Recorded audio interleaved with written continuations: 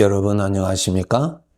이 시간에는 출애굽기 21장, 22장 말씀 중심으로 드리겠습니다.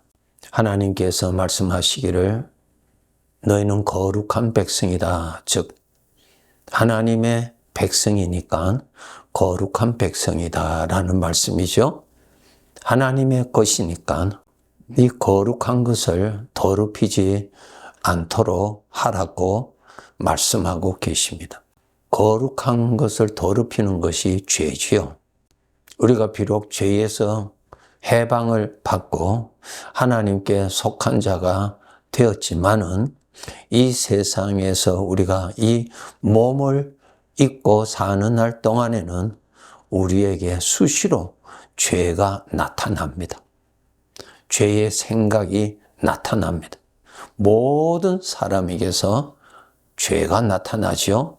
창세기 3장에서 아담 하와에게 죄가 들어가고 죄가 바로 역사하죠.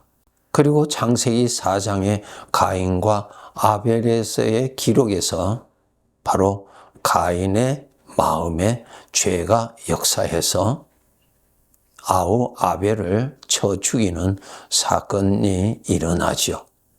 그 이후로 계속 모든 사람에게서 죄가 활동해서 그 죄로 인하여서 사람이 죄의 종노릇하고 죄에 끌려서 그렇게 살아가게 되는 것입니다. 죄는 수시로 나타나서 유혹하지요. 죄의 생각이 일어납니다. 얼마든지 일어납니다. 저와 여러분도 우리가 구원받았다 할지라도 이 세상에 사는 날 동안에는 죄의 생각이 얼마든지 일어납니다.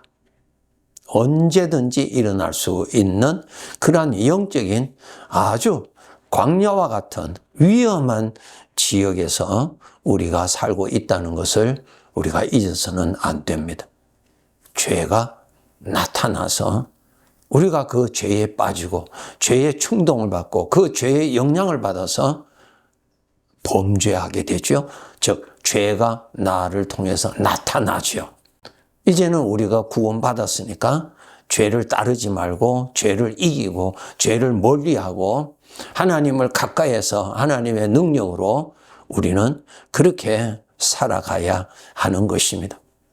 21장에 보면은 하나님께서 너희들에게서 일어나는 죄의 양상, 죄의 모습들이 다양하게 일어나는 것을 많이 기록해 두셨어요. 대표적인 것이 21장 12절에 보면 사람을 쳐 죽이는 살인할 수 있는 죄가 얼마든지 일어나죠. 오늘날 우리가 살고 있는 이 사회에 살인이 얼마나 많이 일어납니까? 전부 사람 속에 있는 죄가 그 사람을 충동질해서 그러한 살인을 하게 됩니다. 예수님께서 말씀하시기를 꼭 행동으로 사람을 상해하는 것만 살인이 아니라 너의 마음속에 일어나는 그 사람을 죽이고자 하는 그 악한 생각에 빠져서 악한 말을 하고 마음속으로 분노하고 마음속으로 저주하고 그것도 다 살인이라고 말씀하셨습니다. 왜? 똑같은 죄로 인하여서 그렇게 일어나는 것입니다. 우리들에게도 일어나죠? 항상 죄가 일어납니다. 근데 그 죄를 멀리하도록, 죄를 따라가지 아니하도록, 죄와 격리하도록 그렇게 해야 됩니다. 그렇게 하기 위해서 우리가 노력하지 아니하면은 죄의 영향을 받아서 쉽게 따라가게 됩니다. 즉, 죄가 나에게서 살아서 나의 행동을 통해서 죄가 나타나고 말을 통해서 나타나고 죄의 생각이 살아서 왕노릇하게 되고 이것이 전부 다 죄의 영향을 받아서 나타나는 것입니다. 15절에 보면은 자기 아버지나 어머니를 치는 자는 그랬어요. 자기 부모님까지도 죽인다는 것입니다. 죄가 이런 것을 하는 거야. 죄가 하는 거예요. 죄가. 우리 사람 속에 죄가 다 있어요. 동일한 죄가 다 있어요. 그 죄가 나에게 왕노릇하지 못하도록 그 죄가 나타났을 때 죄를 따라가지 않도록 죄와 함께 대화하지 않도록 해야 됩니다. 그런데 그 죄를 따라가면은 심지어는 자기 부모까지도 죽이는 그러한 일을 할 수 있다고 한다라고 하는 것을 알려주고 계십니다. 16절에 사람을 납치한 자, 유괴지요. 이것도 전부 다 죄가 그렇게 하는 것입니다. 우리 알아야 돼요. 죄는 다 같은 건데 다양하게 나타나고 있습니다. 다양하게 나타나요. 뿌리는 다 죄입니다. 죄가 나타나는 모양이 다르지 뿌리는 다 동일한 죄요. 그래서 이렇게 나타나는 것도 죄가 나타나는 것임을 우리가 깨달아야 돼요. 예.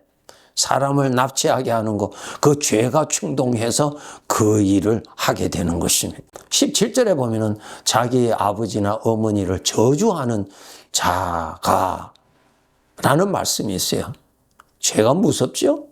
자기 부모님을 저주하기까지 합니다. 죄는 이렇습니다. 죄는 우리가 아무리 가까운 관계일지라도 죄의 충동에 빠지면 저주하고요. 원수가 됩니다. 아주 무섭습니다. 이것이 전부 다 죄가 역사해서 그런 거예요. 죄가. 오늘날 우리가 살아가는데 건강에 대해서 가장 우리 심각하게 위협하는 것이 암이라고 말을 한다면 암에 우리가 걸리지 않기 위해서 예방하잖아요. 예. 그보다도 더 무서운 것이 죄입니다. 죄. 암은 내 육체만 이렇게 병들게 하고 또 죽이게 하는 무서운 것이지만은 이 죄는 내 육체도 나 자신의 영적인 나 존재 자체도 멸망케 하는 죽이는 무서운 것입니다. 이러한 죄가 다양한 모양으로 나타나고 있습니다. 그래서 우리가 죄를 가까이 하지 않도록 죄를 가까이 하지 아니하는 습관이 무엇입니까? 죄의 생각을 여러분 항상 구별하셔서 그러한 생각을 멀리하도록 그러한 생각이 일어나면 그 생각과 함께 시편 1편에 있는 것처럼 악인의 꾀를 따라가지 않고 죄인의 길에 서지 않고 오만한 자리에 앉지 않듯이 그 생각과 함께 앉아서 같이 생각을 주고받고 하지 않는단 말입니다. 안 해야 돼요. 가까이 하면은 내가 죄에 빠지지 나의 영향을 받는 것이 아닙니다, 여러분. 내가 죄의 영향을 받아요. 그래서 하나님께서 항상 말씀하셔 죄를 가까이 하지 말라. 죄의 생각과 대화하지 말라. 죄의 생각을 마음에 품지 말라. 품으면은 술에 취하듯이 그 악한 생각에 취하면은 다른 사람이 되고 죄의 종과 같은 그런 삶이 되는 것입니다. 사람을 통해서 죄가 드러나니까 사람은 불행해지는 것입니다. 불행해지죠. 사람과의 관계도 불행해지고 자기의 인생이 불행해지고 자기의 영혼이 불행해지는 것입니다. 이러한 죄가 나에게 얼마든지 접근한다는 것을 알고 나타날 때마다 그것을 우리가 멀리하도록 암을 예방하기 위해서 위험한 음식은 우리가 알고 대처하고 먹지 않듯이 이런 생각이 오면은 그런 생각을 멀리하고 대적하고 그렇게 할 줄 알아야 되는 것입니다. 22장 1절에 보면은 사람이 소나 양을 도둑질한다. 예, 남의 것을 훔치는 거. 그거 다 죄지요. 다 죄가 그렇게 하는 것이 도적하는 거.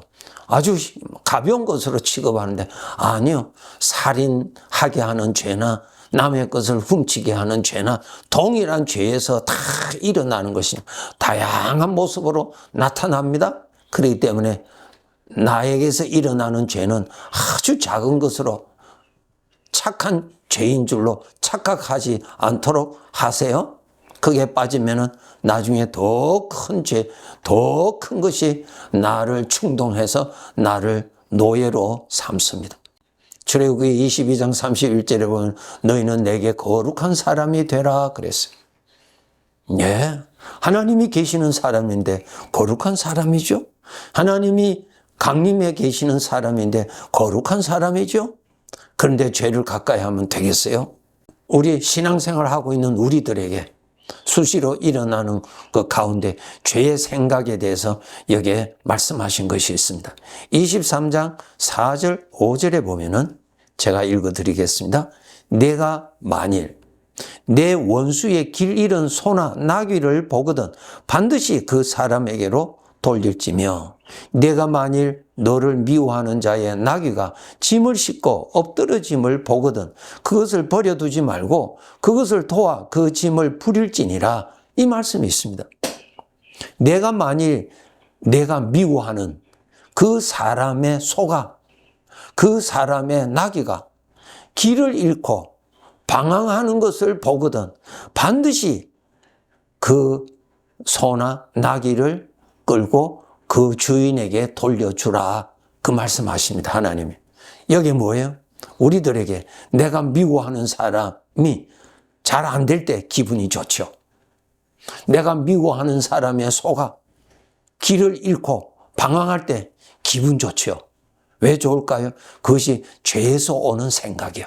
죄에서 오는 기분이요. 죄에서 오는 감정이요. 그것을 좋아하면 안 되는 거예요. 우리에게 그런 것이 수시로 일어나죠. 일어날 때 그것을 받아들이면 안 됩니다. 그것이 일어날 때 그것을 내가 품고 누리면 안 됩니다. 내 원수의 길 잃은 소나 나귀를 보거든 말은 그렇게 하지 않지만 마음속으로 기뻐하고 즐거워하고 그 소가 그 나귀가 끝까지 집을 찾아가지 못하도록 엉뚱한 데로 가기를 원하는 그런 생각이 일어나죠. 그것이 전부 다 죄에서 일어나는 것이에요. 그런 것을 우리가 같이 동행하고 그것을 품고 가면 안 됩니다. 5절에 내가 만일 너를 미워하는 자, 나를 미워하는 자의 나귀가 짐을 싣고 가다가 짐이 너무 무거워서 더 이상 갈 수가 없어서 주저앉았어요. 그것을 보고 시원하다. 아주 기분 좋다. 그런 생각이 나죠. 그것이 바로 죄에서 나오는 것입니다. 그때 그것을 받아들이지 말라 그 말.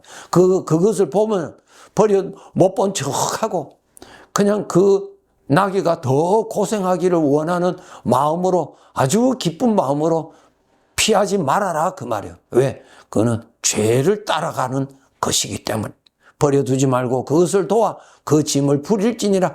그 나귀를 도와주라.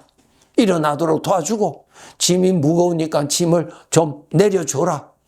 우리 믿는 자에게도 얼마든지 나타날 수 있는 죄의 모습들입니다. 죄에서 일어나는 것입니다. 그거 품지 않도록 우리에게는 시기와 질투심이 있어서 특별히 내가 미워하는 사람 아니 또 나를 미워하는 사람이 잘 되지 않을 때 기분 좋고 문제 만나면 기분 좋고 실패하면 기분 좋고 그가 더 큰 상처를 만나면 기분이 좋고 그 감정이 바로 죄에서 나오는 감정입니다. 그것을 누리면 안 된단 말입니다. 그것을 품으면 안 된단 말입니다. 그것이 바로 나에게서 죄가 나타나는 것입니다. 너는 내게 거룩하라.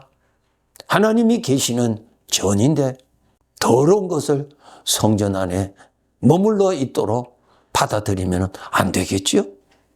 성전 문지기로서 잘 지켜야 돼요. 거룩한 것은 성전에 가득하게 하고 부정한 것은 성전에 머물러 있지 않도록 항상 문을 잘 지켜야 됩니다. 물어 지킬 만한 것 중에서 특별히 내 마음을 잘 지켜라 말씀하셨어요. 우리는 하나님의 백성입니다. 우리는 죄의 종에서 해방받은 사람입니다. 그러나 죄는 수시로 나에게 나타나서 나를 미혹해서 죄가 주는 어떠한 사상에 빠지기를 원하고 죄가 주는 생각에 빠져서 두려움과 불안과 미움에서 머물러 있기를 원하는 죄의 덫에 빠지지 않도록 해야 합니다. 그러기 위해서 우리가 어떻게 해야 된다고요? 하나님을 더욱더욱 가까이해서 하나님을 사랑하는 마음이 살아날 때 하나님이 좋아하시는 것 나도 좋아하고 하나님을 기쁘시게 해드리기를 원하는 마음이 사랑하는 마음이거든요. 그런 마음이 일어나고 하나님이 거절하는 것 나도 거절하게 되고 그것이 바로 하나님을 사랑하는 표현입니다. 아직 우리는 이 세상에 살고 있기 때문에 죄는 다양한 모습으로 나타납니다. 죄의 것인지 하나님의 것인지 항상 깨어서 분별하고 하나님의 것은 품고 죄의 것은 멀리하고 그렇게 하면서 하나님을 잘 섬기는 삶을 잘 살다가 천국 가는 그날 우리가 맞이해야 할 것입니다. 네, 감사합니다.